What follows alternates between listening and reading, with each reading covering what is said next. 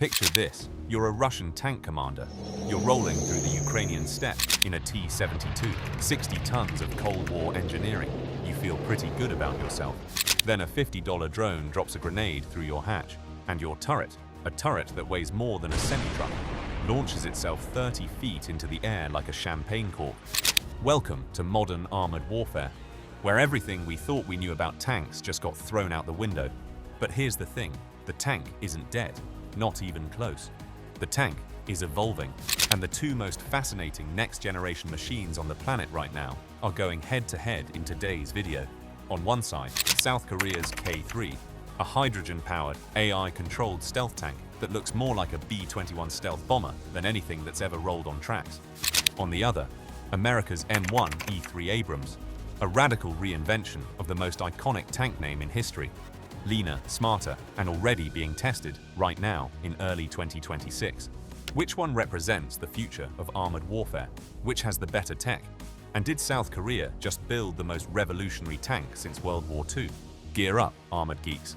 Let's find out. And before we go any further, if you're new here, hit that subscribe button and ring the bell. We do deep dives on military hardware that most channels are too scared to geek out on. You're in the right place. So let's start where every honest conversation about tanks in 2026 has to start. According to the International Institute for Strategic Studies, tank losses in Ukraine are the highest since World War II. The IISS actually called them unsustainable for both sides. That's not hyperbole. That's a strategic crisis. Now, the Russian losses we kind of expected. Their T-72s and T-80s had a fatal flaw that's been known for decades, but nobody really understood just how catastrophic it was until drones started filming it in 4K. Here's the deal with Russian tank design. Their autoloader, which they've used since the 1960s, stores ammunition in a carousel ring at the base of the turret, right next to the crew. No proper blast containment. So when an ATGM-M or a top attack drone punches through the roof, it hits the ammo. The ammo cooks off, and the resulting explosion has nowhere to go, except up, taking the turret with it. We've seen this happen hundreds of times on video. It's become almost darkly symbolic of Russian armor doctrine. Now here's the part that made every Western defense planner sweat. The Abrams tanks that America sent to Ukraine, they got pulled from the front line in April 2024. The reason? Drones. Specifically, hunter-killer drone teams that could loiter over the battlefield and wait for a tank to show up. The terrain was muddy, the drones were everywhere, and even 66 tons of Abrams wasn't safe. So the question became urgent. If even the United States' best tanks can be knocked out by $50 drones and $100 loitering munitions, what does the next generation of tank need to look like? Two countries came up with very different and very fascinating answers. Okay, first up, South Korea's K3. And I want you to forget everything you think a tank looks like, because this thing does not look like a tank. Hyundai Rotem, yes, the car company's defense subsidiary, officially registered the K3 design with South Korean intellectual property authorities in April 2025. Prototypes are expected by 2030. Production around 2040. But the concept, it's been shown at multiple international defense expos. And every time it appears, defense analysts' jaws hit the floor. The K3 is being designed around a hydrogen fuel cell propulsion system. Now I know what you're thinking. Isn't hydrogen flammable? Yes, but so is jet fuel. And we've been putting that in aircraft since the 1940s. The real advantage here is stealth. Traditional diesel engines are loud, hot, and throw off a massive infrared signature that thermal imaging can spot from miles away. The gas turbine on the Abrams, even worse. It runs at high temperatures and sounds like a jet engine. A hydrogen fuel cell, nearly silent. And because it generates electricity through a chemical reaction rather than combustion, the heat signature drops dramatically. It produces only water vapor as a byproduct. You're essentially driving a ghost. The early K3s will run a hybrid hydrogen diesel system as they work out the logistics of storing military-grade hydrogen in a combat zone. But the goal, fully electric by 2040, is unprecedented for a main battle tank. Look at the K3's profile and tell me that's not influenced by stealth aircraft design. The hull and turret blend together seamlessly. There are no sharp angles bouncing radar signals back at the enemy. The exterior is coated in radar-absorbing materials, ram coatings, the same technology you find on the F-35. This is genuinely new for ground vehicles. We've had stealth aircraft since the 1980s. We've never had a serious attempt at a stealth tank until now. Here's where the K3 directly answers the autoloader problem and goes much further than just fixing what the Russians got wrong. The crew, just 3 people, driver, commander, and gunner, sits inside an armored capsule at the front of the hull, not in the turret. The turret is completely unmanned. The ammunition is stored separately. The crew is separated from the ammo. If the turret takes a catastrophic hit and the ammo detonates, the crew capsule is isolated from the blast. You've essentially taken the Russian turret launch problem and made it physically impossible to hit the crew that way. The K3 upgrades from the current K2's 120mm gun to a 130mm smoothbore. That might sound like a small jump, but it's not. A larger bore means higher velocity rounds, greater armor penetration, and access to a new generation of programmable ammunition. Rounds you can dial to detonate on impact, on a delay, or as an airburst above a target. It also carries anti-tank guided missiles with an 8-kilometer range for beyond line of sight engagements, so the K3 can destroy things it can't even see directly. That's a paradigm shift. The K3's AI system doesn't just help aim the gun. It integrates weapons control, sensors, fire control, navigation, situational awareness, self-defense, battle management, reconnaissance, and surveillance into one unified picture. The commander isn't squinting through a periscope piecing together a mental map of the battlefield. The AI is doing it for them, fusing radar, thermal, optical, and drone feeds into one display, flagging threats automatically and letting the human crew focus on decision-making rather than information gathering. And yes, the K3 is designed to carry and deploy its own reconnaissance UAV and to act as a command hub for ground and air drones operating around it. Not just there's a drone nearby. The tank actively directs the drone swarm, its manned-unmanned teaming baked directly into the platform. Now let's talk about America's answer. And here's the thing. The US Army basically admitted something remarkable in 2023. They said the M1 Abrams has hit a wall. It cannot grow any more capabilities without adding weight, and it's already too heavy. At nearly 74 tons, the SEPV3 can't cross most of the bridges in Europe and Asia it would need to use in a real conflict. So they cancelled the SEPV4 upgrade, which was supposed to enter service in 2025 and went bigger. They launched the M1E3 program. That E stands for engineering, signaling a deep structural redesign, not just another software update.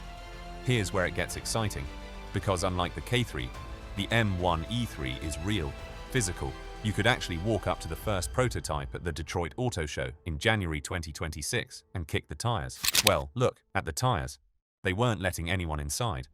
General Dynamics Land Systems delivered the first prototype in December 2025. Testing began in early 2026. 4 pre-production vehicles are being put into actual Army formations this year for soldier feedback, an approach that's radically different from how the US military normally acquires equipment. The gas turbine is gone, or at least, it's going. The M1E3 uses a Caterpillar diesel hybrid electric drivetrain. Early estimates suggest a 40% reduction in fuel consumption compared to the AGT-1500 turbine that's been powering Abrams tanks since 1980. This is a huge deal logistically. The Abrams burns through fuel at an eye-watering rate. Reducing that by 40% means fewer fuel trucks, fewer supply convoys, fewer soldiers at risk keeping the tanks running. For decades, the US military resisted autoloaders. The British, Germans, and Americans all kept human loaders. Partly doctrine, partly distrust of the technology after seeing Russian autoloaders fail catastrophically. But here's the irony. The US actually built a working autoloader called the Megit back in 1996. It could store 34 ready rounds and load at 10 to 12 rounds per minute. They built it, tested it, and then shelved it. The M1E3 is finally bringing the autoloader back. This drops the crew from 4 to 3 people, freeing up internal volume that can be used for better protection, more electronics, or more ammunition. This is the M1E3's most underappreciated innovation. And I want to spend a moment on it because it changes everything about how you think about the tank's future. Every version of the Abrams before this has been built on proprietary systems. Custom electronics, custom interfaces, custom everything. When you want to upgrade something, you basically have to redesign around it. The M1E3 is built on open systems architecture, standard interfaces throughout. What that means in practice is that in 2030, when there's a better AI targeting system, or a new sensor, or a new communications radio, you plug it in like a USB drive. You don't rebuild the tank. That future-proofing is arguably worth more in the long run than any single hardware spec. The M1A2SE PV3 had the Israeli Trophy APS bolted on as an add-on kit. The M1E3 integrates active protection directly into the design. Sensors and interceptors that can detect and destroy incoming missiles, RPGs, and drones before they hit the vehicle. Same goal, but built from the inside out rather than strapped on the outside. Now, from the limited images released, the M1E3 appears to keep the 120mm gun for now, but army planners have specifically mentioned wanting the ability to fire hypersonic self-propelled rounds and loitering munitions. So the armament picture is still evolving, and the hull is noticeably different. 2 prominent hatches, new sensor cameras, a distributed vision system that gives the crew 360-degree awareness without ever sticking their head out. All right, armored geeks, here's what everyone came for. Let's put these 2 tanks side by side. Looking at that table, a few things jump out immediately. South Korea wins on paper specs. The bigger gun, the more radical stealth design, the hydrogen propulsion. On pure ambition, the K3 is in a league of its own. But America wins on timeline and reality. The M1E3 exists. Soldiers are driving it this year.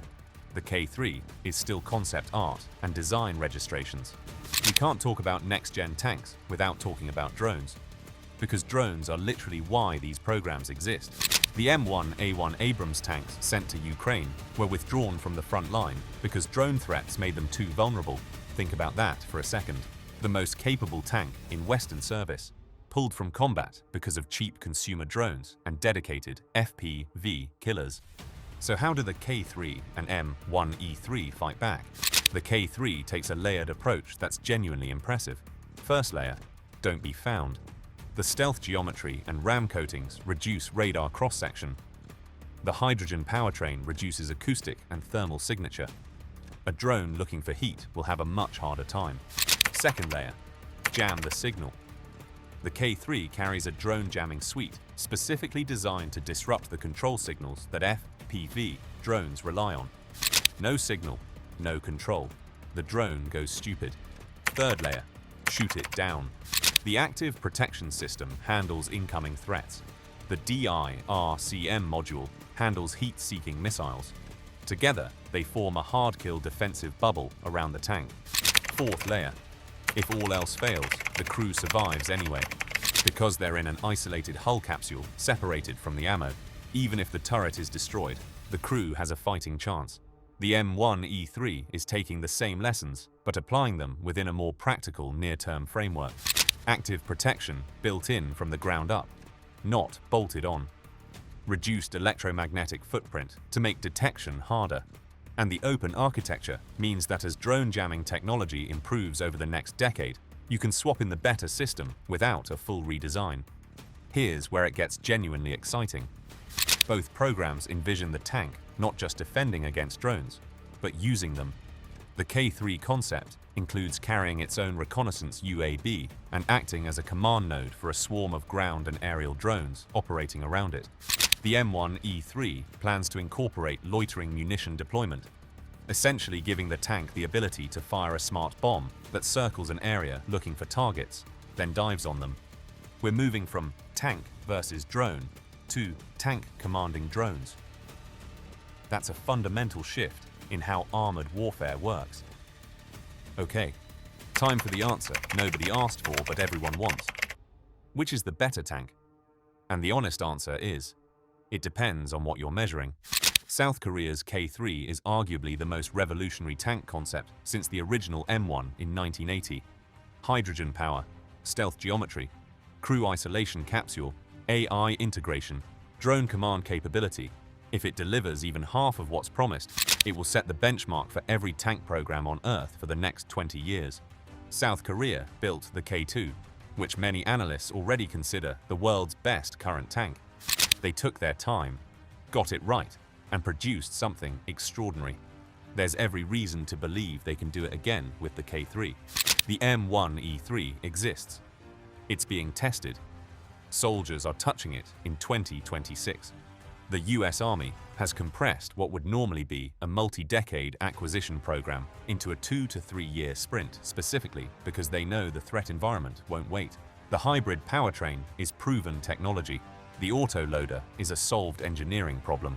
The open architecture is a brilliant strategic move that means the M1E3 of 2035 will be a fundamentally more capable machine than the M1E3 of 2028, without buying a new tank. One RAND analyst put it perfectly. Everyone is trying out their own vision of a solution. Whoever figures it out is going to make a lot of money and save a lot of lives. And that's the real story here. The tank is not obsolete. The tank is going through the most significant technological transformation since World War II. And the two programs leading that transformation, from a small peninsular nation with everything to prove, and from the most powerful military on Earth with everything to protect, are both pointing toward the same conclusion. The tank of the future is lighter, quieter, smarter, harder to find, and fights surrounded by drones rather than just alongside infantry. It's a networked node in a digital battlefield, not just an armored box with a big gun. Whether it's the K3's radical vision or the M1E3's pragmatic reinvention, the golden age of the tank didn't end in Ukraine. It's just beginning. That's a wrap on today's deep dive, Armored Geeks. Let me know in the comments. Are you Team K3 or Team M1E3? And what do you think the most important innovation in next-gen tank design is? I look at every single comment. If you're not subscribed yet, what are you waiting for? Hit subscribe and join the Armored Geeks community. Don't forget to also like and hit that notification bell for new deep dives. This has been Armored Geeks. See you in our next video. Until then, stay curious, stay technical, and stay armored.